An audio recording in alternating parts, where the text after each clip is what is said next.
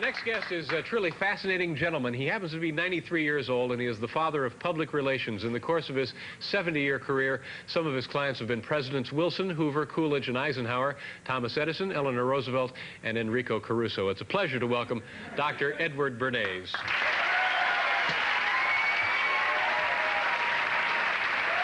Hi, Doctor. Good to see you.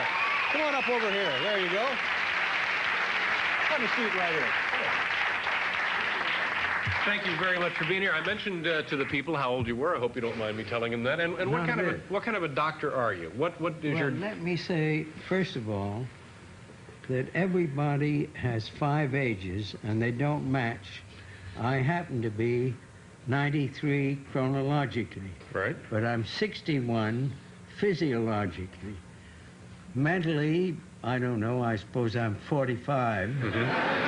And societally, how I adjust to other people. I wouldn't quiver if I saw poor Mr. Reagan. I'd say, "Hi, Reagan." And emotionally, I won't tell that to anybody. So now you won't tell your emotional age to anybody? No. Will you tell yours? Well, based on your statistics, I've passed on weeks ago. I'll accept that. It was a lovely service, and I'm sorry you couldn't be there, but... all right, now, Doctor, tell me again what the doctor is. What are we dealing with? Well, you're the father of public relations. What we're dealing with, really, is the concept that people will believe me more if you call me doctor. Oh, I see. So... That's a good idea. And actually, I am doctor because 2 universities gave me honorary degrees. All right. One was Boston University, and the other was Babson College. So you're making the most of those degrees.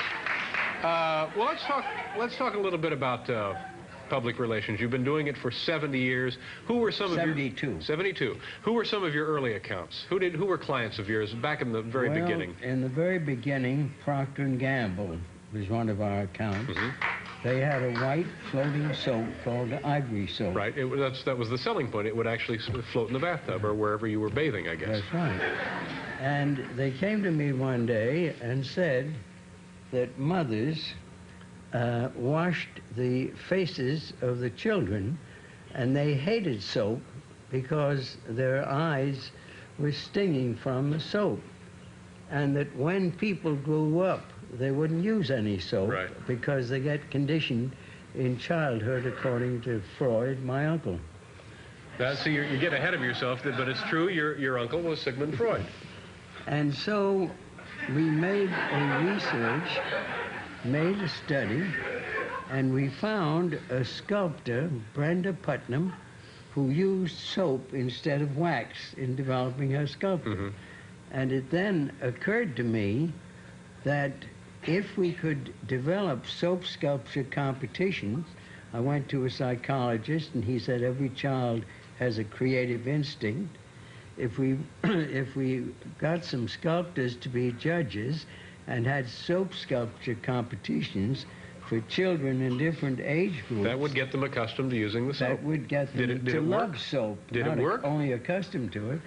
The fascinating thing to me was that after the first year, 22 million children were loving soap, and the sale of soap just went up.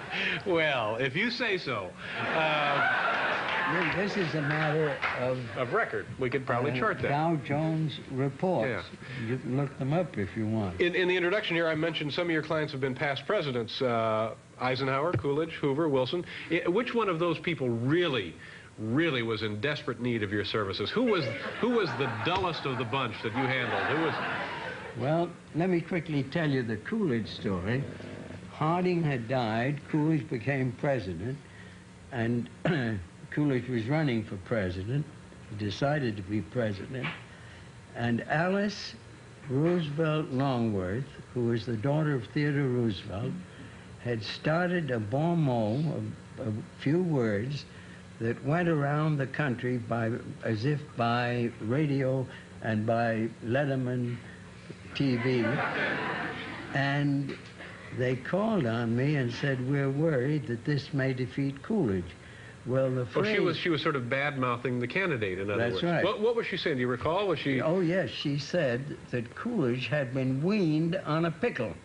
Oh, yeah. That'll tip an election just like that. If word of that gets out... So I agree with you, because... So now you were called in. You have to offset this man had a very dour image. That's right. Okay, now what did you do for Calvin? I never use the word image because image is shadow. I use the word reputation or identity. Okay, what did you do for his identity? So I decided first that we should bring down Fannie Hurst, Edna Ferber, and other women writers of the period. And then I thought it would be a good idea to bring down some ecstatic dancers. Ecstatic dancers. Like the Dolly Sisters. Uh-huh. I don't know. I don't remember the Dolly. I've heard of them, but I never saw them. And Al Jolson. Entertainers, well-known figures of the day. And 40 others. And at that time, anybody who was on the stage was a little bit off color.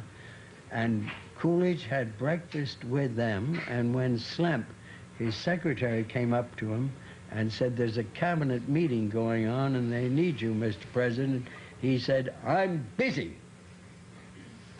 And he got elected. So this was to show that he was a regular sort of guy. That's right. All right. And it did. You know, Doctor, we're running out of time here, but I do want to show this photo. You mentioned your uncle, Sigmund Freud, and maybe we can get a shot of this. And I'd like you to come back at another time, and we'll talk more about public relations and also about your famous family. But pick yourself out of this photo and also tell the people where Mr. Freud is. Well, Sigmund Freud is on the right. Right there. And he is traveling... That's you, isn't it? That's me there. And who's this guy right there? I'm 10 years old. That's his brother. That's his brother. That's his brother. You were 10 years old there. Sister. I was 10 years old. It was 1901. We have to, let me interrupt. We'll do a commercial. We'll be right back. We're coming back here.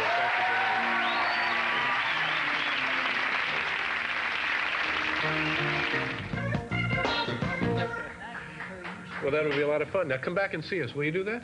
Yeah. Okay. Thank you very much for your time, sir. Have a good weekend. Well, no, don't leave now. That's it, folks. Have a nice weekend. Come back Monday. Thank you. Bye-bye.